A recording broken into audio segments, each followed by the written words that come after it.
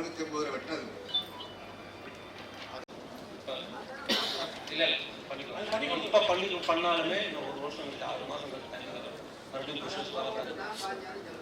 இல்லை ப்ரொசஸ் வந்தோம்.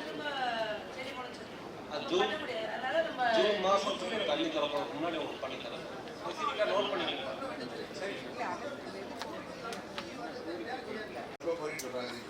இல்லை பதில் சொல்கிறேங்க. அதாவது நீங்கள் சொல்கிற வாய்க்கால் வந்து எக்ஸ்டென்ஷன் வாய்க்கால். எக்ஸ்டென்ஷனுக்கு எப்போ நம்ம தண்ணி தருவோம்னா நமக்கு இருக்கிற பிரைமரியில் இருக்கிற நம்மளுடைய பாசனத்துக்குரிய எல்லாருமே சாட்டிஸ்ஃபைட் ஆனால் தான் 7000 MCFT இருக்கிறப்ப தான் நம்ம எக்ஸ்டென்ஷனுக்கே கன்சிடர் பண்ணுவோம். ஸோ அதனால் வந்து அது தண்ணி கொடுக்குறதே ஒரு 5 வருஷத்துக்கு ஒரு தான் பாசிபிலிட்டிஸ் இருக்கும் தண்ணி ஸ்டோரேஜ். இன்னொன்று வந்து நம்ம பெரியார் டேமில் இதே வந்து இஷ்யூனால 150 132 ஆகி இப்போ தான் 144 கொண்டாந்துப்பா கொஞ்சம் ரைஸ் பண்ணியிருக்கோம்.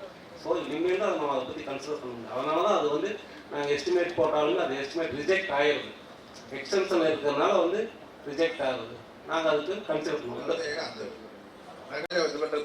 அடுத்து இன்னொரு பிரச்சனை பேச, அதாவது இந்த மாவட்ட ஆட்சியர் கவனத்தில், அதாவது இந்த கரும்பாடை வந்து இப்போ 4 வருஷமாக ஓடலை.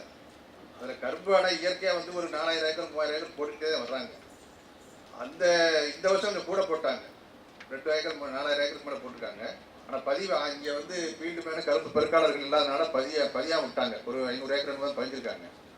இப்போ இந்த கரும்பை வந்து சக்தி சக்கராலே எடுக்கிறாங்க, ராஜரி எடுக்கிறாங்க. நல்ல கரும்பாக இருந்தால் வெட்டு ப்ரோக்ராம் போகிறதா காசு கிடைக்க மாட்டேங்குது. அதனால் நாங்கள் என்ன சொல்கிறோம்னா அதுக்கு ஒரு நடவடிக்கை எடுக்கிறேன். இந்த மில்லில் இந்த வருஷம் நான் கமிஷனர்கிட்ட பேசிட்டேன், ஆள் போடுறோம்னு அவங்க சொல்கிறாங்க. அதனால் வந்து ஃபீல்டு மேனு கரும்பு கேன் ஆஃபீஸர் இவங்கெல்லாம் போட்டாவே பதிஞ்சாவே வந்து ஒரு 5000 ஏக்கர் பதிஞ்சா 1 லட்சம் 1.5 லட்சம் கரும்பு கொண்டு வந்துடலாம். அதுக்கு நடவடிக்கை எடுக்குங்கிறதே கேட்டுக்கிறேன். அது இந்த வருஷத்துக்கு இப்போ மார்ச்லேருந்து பஞ்சாயத்தே வந்து கரும்பை பதிய முடியும். அதுக்கு நடவடிக்கை எடுக்கிறேன். நான் மனு கொடுத்துறேன்.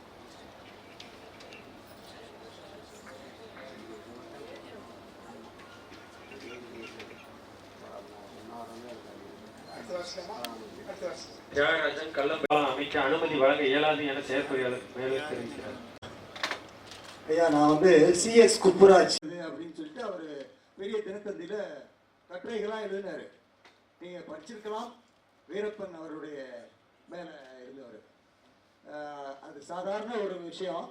தூங்குப்பாலம் அமைக்க முடியாதுன்னு சொல்கிறத ஏற்றுக்க முடியாது சார். நீங்கள் வந்து அது நீங்கள் நேரடியாக வந்து பார்க்கல. எல்லாத்துலேயும் அப்டேஷன் ஒன்று இருக்குது சார்.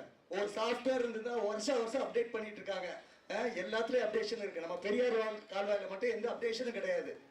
தயவு செய்து இதெல்லாம் கன்சிடர் பண்ணுங்க.